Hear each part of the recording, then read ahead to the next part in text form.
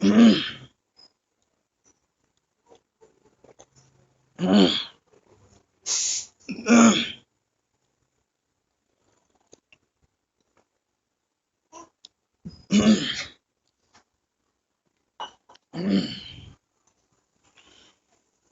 لله رب العالمين والصلاة والسلام على سيد الأنبياء والمرسلين وعلى آله وأصحابه أجمعين أما بعد اللهم صل على سيدنا مولانا محمد وبارك وسلم اللهم صل على سيدنا مولانا محمد وبارك وسلم اللهم صل على سيدنا مولانا محمد وبارك وسلم گزشتہ کل اللہ کے نبی صلی اللہ علیہ وسلم کے تعلق سے کہ آپ کا پہلا نکاح حضرت خدیجہ رضی اللہ عنہا سے ہوا بتایا گیا تھا۔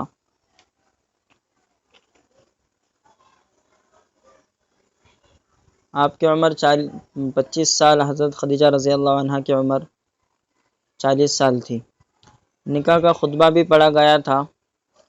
پہلے ابو طالب نے بہت جامع خطبہ پیش کیا، اس کے بعد ورقہ بن نوفل جو کہ حضرت خدیجہ رضی اللہ عنہ کے چچا زاد بھائی یا چچا ہے، ورقہ بن نوفل جو توریت کے بہت بڑے عالم، ان کا واقعہ جو مشہور ہے وہ آگے آئیں گا انشاءاللہ۔ تو ابو طالب نے بہت جامع خطبہ پیش کیا، اس کے بعد ورقہ بن نوفل نے خطبہ پڑھا۔ اس طرح سے نکاح عمل میں آیا۔ حضرت خدیجہ رضی اللہ عنہا وہ جو ہر قسم کے ہر کسی کے پیغام کو ٹھکرانے والی تھی، لیکن اللہ کے نبی صلی اللہ علیہ وسلم کو خود انہوں نے نکاح کا پیغام بھیجا۔ نکاح کے پیغام بھیجنے کا جو ایک واقعہ مشہور واقعہ ہے کہ اللہ کے نبی صلی اللہ علیہ وسلم کا ملک شام کا سفر ہوا، دوسرا سفر۔ پہلا سفر تو 12 سال کی عمر میں ہوا، ملک شام کا پہلا سفر 12 سال کی عمر میں، اور ابو طالب آپ کے ساتھ میں تھے۔ تو راستے میں جو مقام تیمہ نامی ایک جگہ پر ابو طالب کو جو عیسائی راہب، اس نے ابو طالب سے کہہ کر اللہ کے نبی صلی اللہ علیہ وسلم کو واپس مکہ میں لانے کے لیے کہا تھا۔ یہ آپ کو واقعہ بتا دیا گیا۔ لیکن دوسرا ملک شام کا دوسرا سفر تجارت کے غرض سے ہوا۔ ملک شام کا دوسرا سفر تجارت کی غرض سے ہوا۔ اللہ کے نبی صلی اللہ علیہ وسلم نے حضرت عائشہ رضی اللہ عنہا سے تجارت کرنے کی غرض سے، بزنس کے ارادے سے ایک معاہدہ کیا، جس کو مزاربت کا معاملہ کہا جاتا ہے۔ مزاربت کا معاملہ، مزاربت کا مطلب کہ مال ایک طرف سے ہو اور محنت دوسری طرف سے ہو۔ حضرت خدیجہ رضی اللہ عنہا نے مال لگایا، اللہ کے نبی صلی اللہ علیہ وسلم نے اپنی محنت سے جو کچھ مال انہوں نے لگایا بزنس میں، اپنی محنت سے اس کو دو چند اور دگنا تگنا نفع کما کر بتایا۔ اس سفر میں آپ کے ساتھ حضرت خدیجہ رضی اللہ عنہا کے غلام میسرہ رضی اللہ عنہ بھی تھے۔ میسرہ اس سفر میں آپ کے ساتھ میں تھے۔ اور یہ ملک شام کا دوسرا سفر اللہ کے نبی صلی اللہ علیہ وسلم کا 25 سال کی عمر میں ہوا، اور اسی سفر کے بعد میں اللہ کے نبی صلی اللہ علیہ وسلم کا حضرت خدیجہ رضی اللہ عنہا سے نکاح ہوا۔ تو یہ خلاصہ تھا۔ اسی طرح اللہ کے نبی صلی اللہ علیہ وسلم کو نبوت ملنے سے پہلے ایک بہت بڑا واقعہ جو کہ حلف الفضول کے نام سے مشہور ہے۔ حلف الفضول، اس کا مطلب کیا ہے؟ حلف کا مطلب وعدہ نامہ۔ حلف عربی زبان میں حا لام زیر حلف اور فا، حلف اس کا مطلب وعدہ نامہ، اور فضول اس وعدہ نامے میں ایک فضل نامی شخص تھا، ان کی طرف نسبت کرتے ہوئے یہ فضول، حلف الفضول اس وعدے نامے کا ایگریمنٹ کا نام پڑ گیا. اس ایگریمنٹ کا نام حلف الفضول ان کے نام کی طرف نسبت کرتے ہوئے پڑ گیا. تو حلف الفضول کہ عرب کے اندر ظلم و ستم، چوری، ڈاکہ زنی عام تھی، لوگوں کے حقوق پامال کیے جاتے تھے اور کمزوروں کا حق دبایا جاتا تھا. اس جرم کے اندر عوام اور خواص سبھی مبتلا تھے. کیا عام، کیا خاص، کیا امیر، کیا غریب، سبھی اس ظلم و ستم کے اندر مبتلا تھے. اسی طرح کا ایک معاملہ مکہ مکرمہ کے اندر بھی پیش آیا کہ ایک سردار نے، ایک قبیلے کے سردار نے باہر کے ایک تاجر سے، باہر سے جو ایک تاجر بزنس کے ارادے سے مکہ میں آیا تھا، اس سے سامان خریدا اور پوری قیمت اس نے ادا نہیں کی. سامان تو پورا لیا لیکن اس کی پوری قیمت اس نے ادا نہیں کی. اس کے بعد مکہ کے چند نیک لوگوں نے عبداللہ بن جدعان کے مکان پر، عبداللہ بن جدعان ان کے گھر پر جمع ہو کر ظلم کا مقابلہ کرنے اور مظلوم کی مدد کرنے کا معاہدہ کیا، ایگریمنٹ کیا کہ ہم ظلم کا مقابلہ کریں گے اور مظلوم کی مدد کریں گے. کہ جو اس سردار نے سامان تو پورا خریدا اور قیمت ادا نہیں کی تو ہم اس کی پوری قیمت دلوا کے رہیں گے. اس میں اللہ کے رسول صلی اللہ علیہ وسلم بھی شریک تھے اور اس وقت آپ کم عمر تھے، آپ کی عمر کم تھی. ان لوگوں نے اس معاہدے کا نام حلف الفضول رکھا، حلف الفضول رکھا. یہ معاہدہ عبداللہ بن، یہ معاہدہ، برائے کرم اپنا مائک بند کر لے، مائک کوئی اوپن نہ کرے. تو یہ معاہدہ عبداللہ بن جدعان ان کے مکان پر ہوا، ظلم کا خاتمہ کرنے کے لیے ہوا تھا. حالانکہ اللہ کے نبی صلی اللہ علیہ وسلم کو اس وقت نبوت بھی نہیں دی گئی تھی، نبوت ملنے سے پہلے کا واقعہ ہے. اس میں رسول اللہ صلی اللہ علیہ وسلم بھی شریک تھے اور آپ اس وقت کم عمر تھے. ان لوگوں نے اس معاہدے کا نام حلف الفضول رکھا تھا. آپ صلی اللہ علیہ وسلم جب جوان ہوئے تو آپ نے دوبارہ قبیلے کے باحیثیت لوگوں کے سامنے، آپ جب جوان ہوئے تو آپ نے دوسری مرتبہ قبیلے کے باحیثیت، اور باحیثیت کا مطلب معزز اور عزت دار لوگوں کے سامنے ملک کی بد امنی، مسافروں اور کمزوروں پر ہونے والے ظلم و ستم کا حال بیان کر کے ان کو اصلاح پر آمادہ کیا. ان کو کہا کہ اس کمزوری اور ظلم و ستم کا خاتمہ ہونا چاہیے. بالآخر ایک انجمن قائم ہو گئی.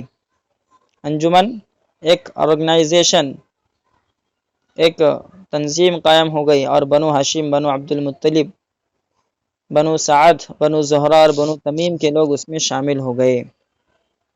اور ہر ممبر نے، ہر تنظیم کے، ہر انجمن کے، اس انجمن کے ہر ممبر نے ملک کی بد امنی دور کرنے، مسافروں کی حفاظت اور غریبوں کی مدد کرنے اور ظالموں کو ظلم سے روکنے کا عہد کیا، وعدہ کیا.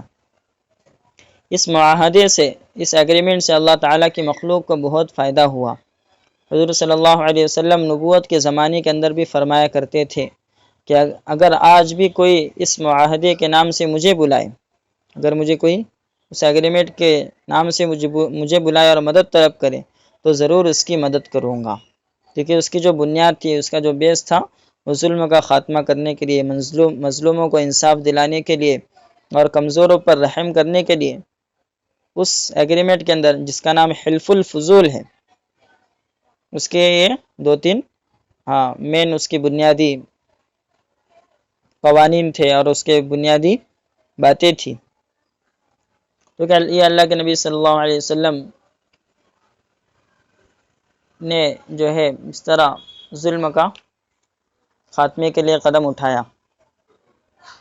اسی طرح نبوت سے پہلے اللہ کے نبی صلی اللہ علیہ وسلم کا ایک بڑا عجیب و غریب واقعہ پیش آیا.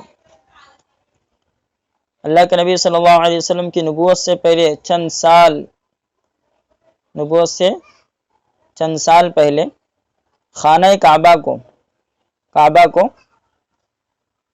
کعبہ جس کے اوپر کالی چادر چڑھی ہوئی ہے، اس کعبے کو دوبارہ تعمیر کرنے کی، دوبارہ اس کو بنانے کی ضرورت پیش آئی۔ تمام قبیلے کے لوگوں نے مل کر خانہ کعبہ کی، اللہ کے گھر کی تعمیر کی۔ عرب کے ہر قبیلے نے مل کر اللہ کے گھر کی تعمیر کی، لیکن جب حجر اسود کو رکھنے کا وقت آیا، حجر اسود جو جنتی پتھر ہے، تو حجر اسود کو رکھنے کا وقت آیا تو سخت اختلاف پیدا ہو گیا۔ ہر قبیلہ چاہتا تھا کہ اس کو یہ شرف حاصل ہو کہ وہ خود اپنے ہاتھوں سے حجر اسود کو رکھے، لیکن جو ہے ان کے اندر آپس میں اختلاف ہو گیا۔ ہر طرف سے تلواریں کھینچ گئی اور قتل و خون کی نوبت آ گئی، لڑائی جھگڑے کی نوبت آ گئی۔ جب معاملہ اس طرح نہ سلجھا تو ایک بوڑھے شخص نے یہ رائے دی کہ کل صبح جو شخص سب سے پہلے مسجد حرام میں داخل ہوں گا، مسجد حرام جو کہ کعبہ سے لگ کر ہے، آزو بازو چہار جانب اس کے، جو شخص سب سے پہلے مسجد حرام میں داخل ہوں گا، اس نے یہ رائے دی کہ کل صبح جو شخص سب سے پہلے مسجد حرام میں داخل ہوں گا وہی اس کا فیصلہ کرے گا کہ کون حجر اسود رکھے گا، اس کا فیصلہ وہی کرے گا۔ تو اس بوڑھے شخص نے معاملے کو اور جھگڑے کو سالو کرنے کے لیے، جھگڑے کو مٹانے کے لیے اس طرح کی رائے دی۔ سب نے یہ رائے پسند کی۔ دوسرے دن سب سے پہلے نبی کریم صلی اللہ علیہ وسلم مسجد حرام میں داخل ہوئے۔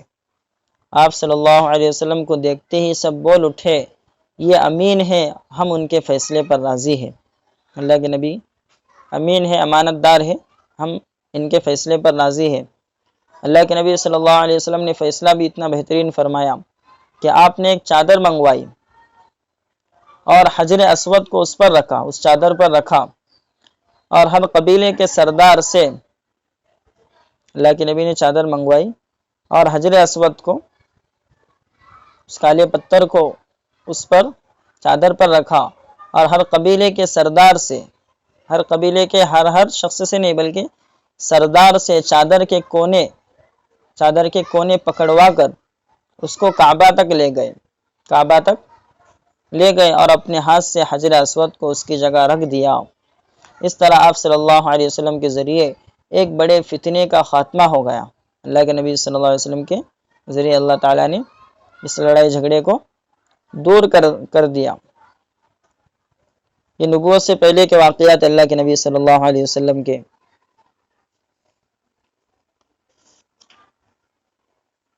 لیکن جب نبوت ملنے کا وقت جتنا قریب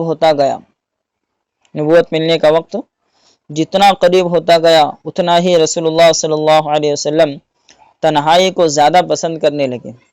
آپ تنہائی کو زیادہ پسند کرنے لگے۔ سب سے الگ ہو کر اکیلے رہنے سے آپ کو بڑا سکون ملتا تھا۔ سب سے الگ ہو کر اکیلے رہنے سے آپ کو بڑا سکون ملتا تھا۔ آپ اکثر کھانے پینے کا سامان لے کر کئی دن تک مکہ سے دور جا کر حرا نامی پہاڑ کے ایک غار میں بیٹھ جاتے۔ غار حرا نامی پہاڑ، اس کے اندر جو غار تھا اس کا نام غار حرا ہے۔ حرا نامی پہاڑ کا غار حرا نامی پہاڑ کے ایک غار میں بیٹھ جاتے، کئی دن تک مکہ سے دور جا کر کھانے پینے کا سامان لے کر، اور ابراہیمی طریقے پر، ابراہیم علیہ السلام کی عبادت کے طریقے پر اور اپنی پاکیزہ فطرت کی رہنمائی سے اللہ کی عبادت اور ذکر میں مشغول رہتے تھے، اللہ کی قدرت میں غور و فکر کرتے رہتے تھے، اور قوم کی بری حالت کو دیکھ کر بہت غمزدہ رہتے تھے۔ جب تک کھانا ختم نہ ہوتا تھا آپ مکہ شہر واپس نہیں آتے تھے۔ یہ مکہ سے کافی کلومیٹر کے فاصلے پر ہے حرا نامی پہاڑ۔ اس کے غار میں آپ جب تک کہ کھانا ختم نہیں ہوتا تھا آپ شہر واپس نہیں آتے تھے۔ جب مکہ کے وادیوں سے گزرتے، جب اللہ کے نبی صلی اللہ علیہ وسلم وادی مکہ کے گلیوں سے اور مکہ کے راستوں سے گزرتے تو درختوں اور پتھروں سے سلام کرنے کی آواز آتی۔ وادی دو پہاڑوں کے درمیان کا جو علاقہ ہے اسے وادی کہا جاتا ہے. دو پہاڑوں کے درمیان جو علاقہ ہے اسے وادی کہا جاتا ہے. جب آپ مکہ کی وادیوں سے گزرتے تو درختوں اور پتھروں سے سلام کرنے کی آواز آتی. آپ دائیں بائیں اور پیچھے مڑ کر دیکھتے تو درختوں اور پتھروں کے سوا کچھ نظر نہ آتا تھا. سلام کرنے کی آواز آ رہی ہے لیکن آپ دیکھ رہے کون سلام کر رہا ہے، لیکن درختوں اور پتھروں کے سوا آپ کو کچھ نظر نہیں آتا تھا. اسی زمانے میں آپ کو ایسے خواب نظر آنے لگے کہ رات میں جو کچھ دیکھتے وہی دن میں ظاہر ہوتا تھا. رات میں آپ جو کچھ دیکھتے تھے وہی دن میں ظاہر ہوتا تھا.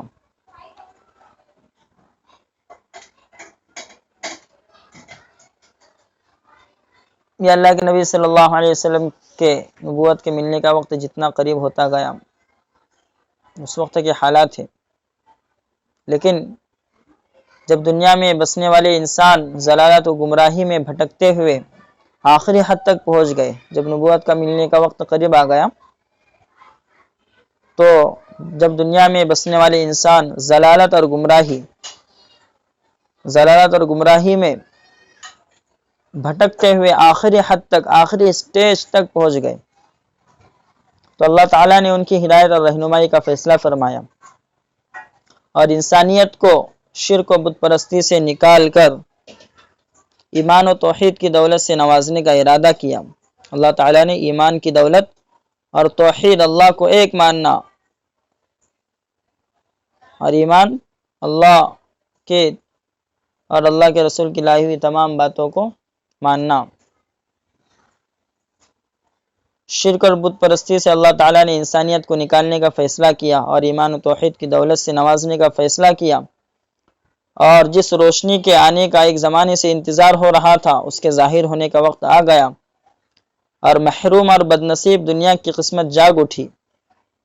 رسول اللہ صلی اللہ علیہ وسلم غار حرا میں اللہ کی عبادت اور ذکر و فکر میں مشغول تھے کہ آپ صلی اللہ علیہ وسلم کے پاس حضرت جبریل علیہ السلام آئے اور انہوں نے کہا پڑھیے. آپ صلی اللہ علیہ وسلم نے فرمایا میں پڑھا ہوا نہیں ہوں. حضرت جبریل علیہ السلام ان کے پاس آ رہے اور کہہ رہے کہ پڑھیے اقرا. اللہ کے نبی کہہ رہے ہیں کہ میں پڑھا ہوا نہیں ہوں. آپ صلی اللہ علیہ وسلم فرماتے ہیں کہ اس کے بعد انہوں نے یعنی حضرت جبریل علیہ السلام نے مجھے پکڑ کر اتنا دبایا، اتنا زور سے دبایا کہ میری طاقت میں بالکل کمزوری محسوس کرنے لگا، میری قوت نچوڑ دی، پھر مجھے چھوڑ دیا. اتنا زور سے دبایا کہ میرا بدن پورا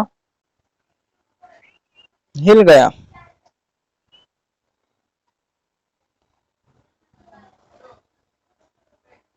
اور پھر مجھے چھوڑ دیا اور کہا پڑھیے. میں نے کہا میں پڑھا ہوا نہیں ہوں. اس نے دوبارہ پکڑ کر دبایا، جبریل علیہ السلام نے دوبارہ پکڑ کر اللہ کے نبی کو دبایا، پھر کہا پڑھیے. میں نے کہا میں پڑھا ہوا نہیں ہوں. پھر جبریل علیہ السلام نے مجھے تیسری مرتبہ پکڑ کر دبایا اور چھوڑ دیا، پھر کہا پڑھیے. پھر خود جبریل علیہ السلام پڑھنے لگے، پڑھ کر سنایا اقرأ بسم ربک الذی خلق خلق الانسان من علق اقرأ وربک الاکرم الذی علم بالقلم علم الانسان ما لم يعلم. چنانچہ میں پڑھنے لگا، اللہ کے نبی فرماتے میں پڑھنے لگا. یہ 5 آیتیں نازل ہوئی جو سب سے پہلی وحی تھی اور نبوت کا پہلا دن تھا. 5 آیتیں، اس میں سب سے پہلی وحی اللہ کی طرف سے اپنے نبیوں پر جبریل علیہ السلام کے ذریعے سے جو پیغام نازل ہوتا ہے اس کو وحی کہتے ہیں. وحی اللہ کی طرف سے اپنے نبیوں پر جبریل علیہ السلام کے ذریعے سے جو پیغام نازل ہوتا ہے اس کو وحی کہتے ہیں.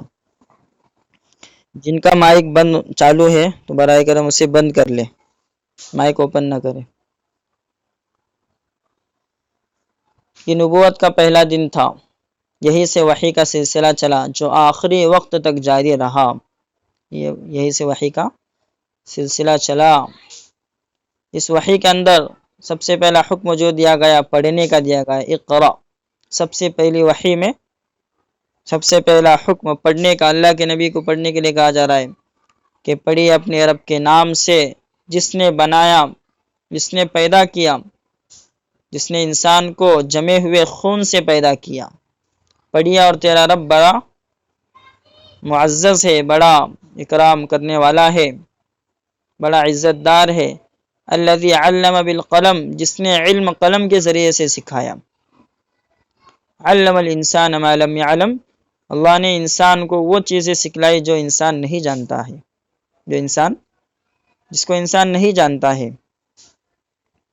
تو پہلی وحی کے اندر پڑھنے کا حکم دیا جا رہا ہے، لیکن ہم مسلم قوم کہ جن کو پہلی وحی کے اندر پڑھنے کا حکم دیا جا رہا ہے، پڑھنے کے اندر سب سے پیچھے ہے، پڑھائی میں، ایجوکیشن میں سب سے پیچھے۔ اس لیے یہ ہمارا المیہ ہے، افسوس ہے ہماری قوم پر کہ ہماری قوم میں پڑھے لکھے زیادہ نہیں ہے، زیادہ تر ان پڑھ ہے، جاہل ہے، گوار ہے۔ اس لیے ہمیں چاہیے کہ ہمیں اپنی اولاد کو دنیاوی تعلیم اس سے زیادہ دینی تعلیم سے روشناس کرنا ہے، دونوں تعلیم کو لے کر چلنا ہے، دنیاوی تعلیم اور دینی تعلیم۔ اللہ کے نبی صلی اللہ علیہ وسلم کو پہلی وحی میں پڑھنے کا حکم دیا جا رہا ہے، کیونکہ پڑھنے سے علم آنا شروع ہو جاتا ہے، پڑھنے سے علم آنا شروع ہو جاتا ہے۔ علم حاصل کرنے کے 5 ذریعے ہیں، جن میں سے ایک دیکھنا ہے، نمبر 2 سننا ہے، جیسے کہ آپ سن کر علم حاصل کر رہے ہو۔ اسی طرح نمبر 3 بولنا ہے، سوال کرنا ہے، سوال بھی علم کا دروازہ ہے۔ مجھے خوشی ہوئی اس بات پر کہ کل گزشتہ سبق کے اندر اللہ کے نبی صلی اللہ علیہ وسلم کے 11 چچاؤں کے نام لیے گئے، عبد المطلب کے 12 بیٹے، دادا عبد المطلب کے 12 بیٹے، اور اللہ کے نبی صلی اللہ علیہ وسلم کے 11 چچا۔ کل ان کے نام لے کر پڑھ کر سنائے گئے آپ کے سامنے، لیکن ان میں ابو جہل کا نام نہیں آیا، ابو جہل کا نام نہیں آیا۔ ابو جہل کے تعلق سے ہم لوگ اور عموماً لوگ یہی سمجھتے ہیں کہ ابو جہل اللہ کے نبی کا چچا تھا، اللہ کے نبی کا چچا تھا، حالانکہ یہ بات صحیح نہیں ہے، یہ بات صحیح نہیں۔ آپ ہی میں سے ایک نے اپنا سوال کیا، اشکال کیا کہ ابو جہل، کل میں نے بتایا تھا کہ 11 چچاؤں میں سے 4 چچاؤں نے اسلام کا زمانہ پایا، اور 4 چچاؤں میں سے 2 چچاؤں نے، حضرت عباس اور حضرت حمزہ رضی اللہ عنہما نے اسلام قبول کیا۔ باقی 2 چچا ابو طالب اور ابو لہب، ان دونوں نے اسلام قبول نہیں کیا، حالانکہ اسلام کا زمانہ پایا۔ باقی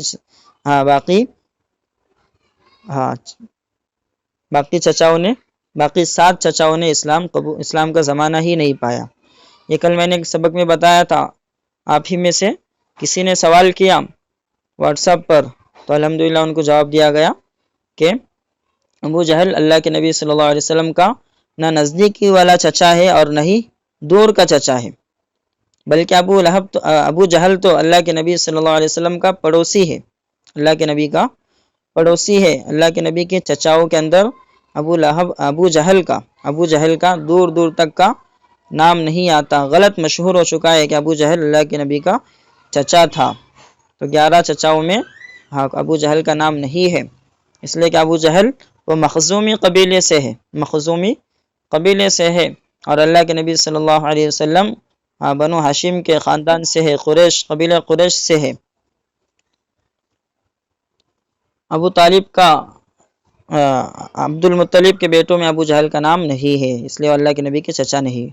تو سوال علم کا دروازہ کھولتا ہے، تو زبان کے ذریعے سے سوال کرنے پر بھی آپ کو علم ملے گا۔ تو علم حاصل کرنے کے 5 طریقے، جن میں سے ایک زبان، اس کا صحیح استعمال علمی سوال کرنے کے لیے۔ اسی طرح دوسرا طریقہ آنکھوں سے صحیح باتیں، صحیح نالج، صحیح علم پڑھ کر، اور نمبر 3 کانوں سے صحیح علم سن کر، جیسے کہ ماشاءاللہ آپ سب سن رہے ہیں، اور اسی طرح نمبر 4 ہاتھوں سے ٹٹول کر، جیسے کہ اندھا ہاتھوں سے ٹٹول کر معلوم کر لیتا ہے۔ نمبر 5 ہاں زبان سے چکھ کر کہ اس سے بھی چیزوں کا علم حاصل ہوتا ہے، کڑوا اور میٹھے ہونے کا وغیرہ وغیرہ۔ تو یہ 5 چیزیں ہیں علم کے، لیکن قرآن نے فرمایا کہ ان السمع والبصر والفؤاد، بے شک کان اور آنکھ اور دل، ان کے تعلق سے قیامت کے دن پوچھا جائے گا۔ اس لیے ہمارے کانوں کا، آنکھوں کا اور ہمارے دل کا بھی صحیح استعمال ہونا چاہیے۔ خیر، یہ درمیان میں بات آ گئی تھی، سیرت سے جو ہم کو سبق مل رہا ہے اس کو آپ کے سامنے بتایا گیا۔ اسی طرح پہلی وحی کے بعد، جو پہلی وحی اللہ کے نبی پر اتری، اس کے بعد حضور صلی اللہ علیہ وسلم کی حالت کیا ہوئی۔ غار حرا میں حضور صلی اللہ علیہ وسلم کو نبوت ملنے اور وحی نازل ہونے کا جو واقعہ پیش آیا تھا، وہ زندگی کا پہلا واقعہ تھا۔ اس لیے فطری طور پر آپ کو گھبراہٹ محسوس ہوئی، انسانی تقاضے کی بنا پر آپ صلی اللہ علیہ وسلم کو گھبراہٹ محسوس ہوئی، اور اسی حالت میں آپ گھر تشریف لائے اور کہا زملونی زملونی، آپ نے کہا زملونی زملونی، مجھے چادر اڑا دو۔ حضرت خدیجہ رضی اللہ عنہا نے چادر اڑا دی اور آپ صلی اللہ علیہ وسلم لیٹ گئے۔ جب کچھ دیر کے بعد سکون ہوا تو سارا واقعہ آپ صلی اللہ علیہ وسلم نے حضرت خدیجہ رضی اللہ عنہا سے بیان فرمایا۔ وہ آپ صلی اللہ علیہ وسلم کی جان نثار اور عقل مند بیوی تھی۔ انہوں نے آپ صلی اللہ علیہ وسلم کو تسلی دی اور کہا، تسلی کے اندر اتنے بہترین الفاظ حضرت خدیجہ رضی اللہ عنہا نے استعمال فرمائے کہ اللہ اللہ، الفاظ سنیے، کلا واللہ لا یخزیک اللہ ابدا، اور کہا، جس کا میں مطلب ترجمہ آپ کو سناتا ہوں کہ آپ نیکی کرتے ہیں تو صدقہ دیتے ہیں، ان اللہ کے نبی ڈر رہے ہیں۔ یہ کیا واقعہ پیش آیا؟ زندگی میں کبھی آپ کے ساتھ ایسا واقعہ نہیں پیش آیا تھا، لیکن حضرت خدیجہ رضی اللہ عنہا اس حالت کے اندر بھی آپ کو تسلی دے رہی ہے، کہہ رہی ہے کہ آپ نیکی کرتے ہیں، صدقہ دیتے ہیں، ضرورت مندوں کو کھانا کھلاتے ہیں، اللہ تعالیٰ آپ کو ہرگز ضائع نہیں کرے گا، اللہ تعالیٰ آپ کو ہرگز ضائع نہیں کرے گا۔ پھر حضرت خدیجہ رضی اللہ عنہا نے اپنے چچا زاد بھائی ورقہ بن نوفل کے پاس لے گئے اللہ کے نبی کو۔ وہ تورات اور انجیل کے بڑے عالم تھے، ورقہ بن نوفل تورات اور انجیل کے بڑے عالم تھے۔ ان سے انہوں نے سارا واقعہ بیان کیا، ورقہ بن نوفل سے سارا واقعہ بیان کیا۔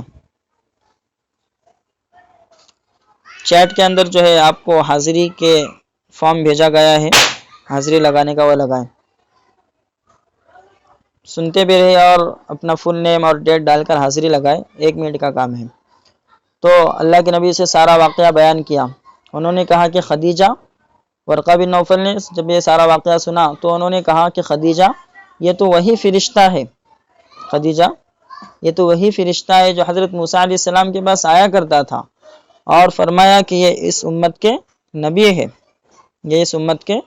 نبی ہے، کاش میں اس وقت تک زندہ رہوں جب قوم ان کو نکال دیں گی، جب قوم یعنی مکہ کے کافرین اللہ کے نبی کو نکال دیں گے۔ ورقہ بن نوفل کرے، کاش میں اس وقت تک زندہ رہوں، بوڑھے ہو چکے تھے اللہ کے نبی کا انتظار کرتے کرتے، تاکہ میں کہا کہ میں اس وقت تک زندہ رہوں جب قوم ان کو نکال دیں گی تاکہ میں ان کی مدد کروں۔ حضور صلی اللہ علیہ وسلم نے فرمایا، کیا میری قوم مجھے مکہ سے نکال دیں گی؟ اللہ کے نبی کو اس پر تعجب ہوا کہ میری قوم مجھے مکہ سے نکال دیں گی۔ ورقہ بن نوفل نے کہا، ہاں، جو بھی نبی آئے ہیں ان کے ساتھ قوم نے اسی طرح کا معاملہ کیا ہے، جو بھی نبی آئے ہیں ان کے ساتھ قوم نے اسی طرح کا معاملہ کیا ہے۔ یہ ورقہ بن نوفل جو کہ حضرت خدیجہ رضی اللہ عنہ کے چچا زاد بھائی، چچا کے بیٹے تھے، ان کے چچا زاد بھائی یعنی چچا کے بیٹے ہیں، انہوں نے اللہ کے نبی صلی اللہ علیہ وسلم کو آئندہ پیش آنے والے واقعے کے تعلق سے ابھی سے الرٹ کر دیا۔ اس پر اللہ کے نبی صلی اللہ علیہ وسلم نے اس پر تعجب کا اظہار کیا اور بڑے افسوس کے ساتھ کہا، او مخرجیہم، کیا میری قوم مجھے مکہ سے نکال دیں گی؟ آپ سوچئے نا ذرا کہ اللہ کے نبی صلی اللہ علیہ وسلم 40 سال تک مکہ والوں میں امین اور صادق کے ساتھ میں مشہور ہے، امانت دار اور سچے اس نام سے مشہور ہے، لیکن جیسے ہی نبوت کا اعلان کرتے ہیں تو سارا عرب آپ کا مخالف بن جاتا ہے، آپ کو دیوانہ، پاگل، آپ کو جادوگر اور آپ کو